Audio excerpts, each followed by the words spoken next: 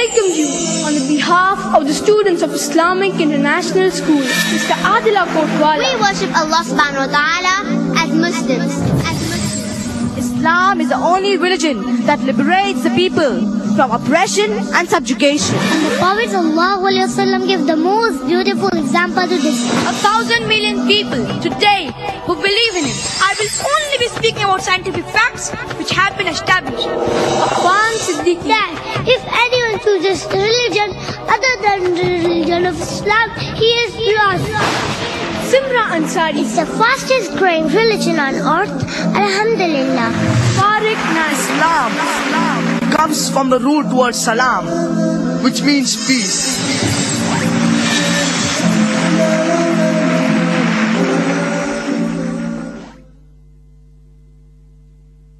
A Muslim is someone who gives into Allah. So we all Muslims are subjugated not to the things of this world and the people of this world. We are subjugated to Allah. Now that we have given the introduction, we have understood the foundation which we Muslims view the world and view society. Let us now take a step back. Let us ask ourselves, why are we even talking on the issue in the first place? Why even bother having to talk on the topic or on the issue of women in Islam, liberated or subjugated? And this is what we want to explore first of all. The reason is because in the world at which we live today, there is an idea, a concept that has been developing of human rights, that the human beings have certain inviolable rights that is due to their very basic nature as human beings. What do you mean when someone has rights? Because the opposite of someone having rights is that person is oppressed. So this is what we are talking about. Oppression. The opposite of oppression is being given your rights. And now we want to define oppression. What is oppression? What is this subjugation, this oppression? Let us now define it, because in order to understand our topic, in order to comprehend it fully, we need to define the terms of what we are talking about. Now the concept of rights is very intimately linked with the idea of the nature of a thing, its nature. Let us take an example. Imagine you had an animal that lives in the night.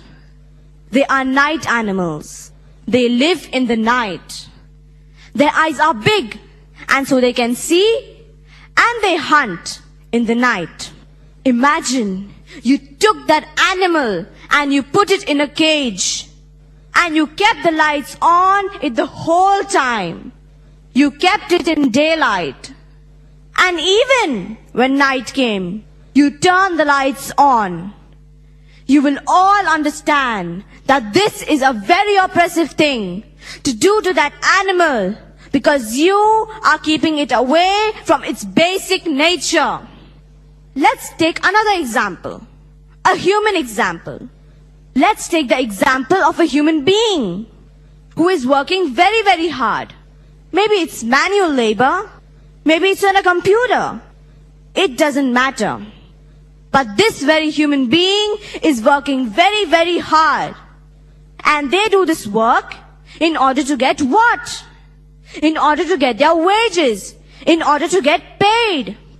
And we all recognize that it is oppression, that if a human being is working very, very hard and we keep away from them the money that is due to them, when we have done that, we have oppressed that thing.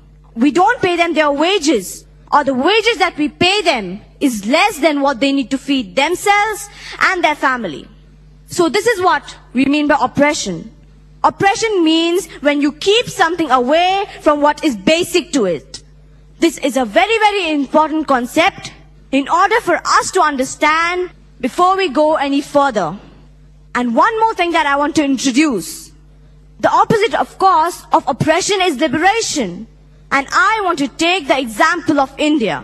As we all know that India was under the yoke of British colonial rule for 300 to 350 years. And the people of India, the Muslim, the Hindu, the Sikh, the atheists, all of them forgot about for a time their differences in their religions, their creed and their caste. And they all united in one common purpose. And that common purpose was to get rid of the colonial rule. Because it is the right of the people and the right of the nation that they should have access to their own natural resources. The natural resources of India are not for the British. The primary receivers of that should be the people who live on that land. This is understood. So liberation occurs when we remove that obstacle in order for us to fulfill our rights. Liberation for that little animal when it is given its natural environment. For the worker when he or she is paid their wages. So liberation occurs when their rights are restored.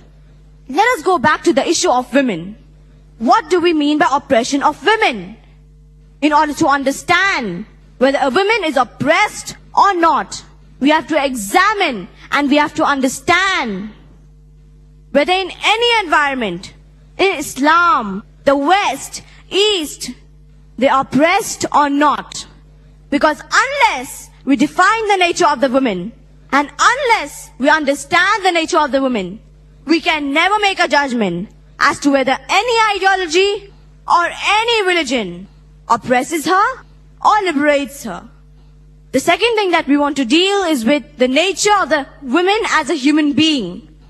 Historically, and even today, there are some cultures and there are some societies which believe that men and women are the same. In fact, as recently as 150 years, that's only 150 years, a council of Christian bishops and clergy gathered together to discuss, does a woman have a soul or not? And if she does have a soul, is it like that of a dog or like that of a slave? These are Christians debating on the issue as recently as 150-200 years ago. There is no doubt that in some religions and in some cultures and in some societies, they believe that men and women are the same. The woman is not really considered to be a full human being, and they are not independent of their rights. And if they are, then they are some type of lesser human being. This is not the case in Islam at all. Allah subhanahu wa ta'ala mentions in the glorious Quran, this is the same verse that I recited in the beginning of my talk. Innal Muslimina wal Muslimat, for Muslim men and women. Wal Mu'minina wal Mu'minat, for believing men and women. Wal Qanitina wal Qanitat, for devout men and women. Was Sadiqina was Sadiqat, for true men and women. Was Sabirina was Sabirat, for men and women who are patient and constant. Wal Khashi'ina wal Khashi'at, for men and women who humble themselves. Wal Mutasaddiqina wal Mutasaddiqat, for men and women who give charity. Was Sa'imina was Sa'imat, for men and women who fast. Wal Hafizina furujahum wal Hafizat, for men and women who guard their chastity. وَالذَّاكِرِينَ اللَّهَ كَثِيرًا, to engage much in Allah's praise. وَالذَّاكِرَاتِ أَعَدَّ اللَّهُ لَهُمْ مَغْفِرَةً وَأَجْرًا عَظِيمًا, for them has Allah prepared forgiveness and great reward. Allah is mentioning in the glorious Quran that the women have same rights. The women have same rights as the men have rights. The Prophet ﷺ said, women are the twin halves of men.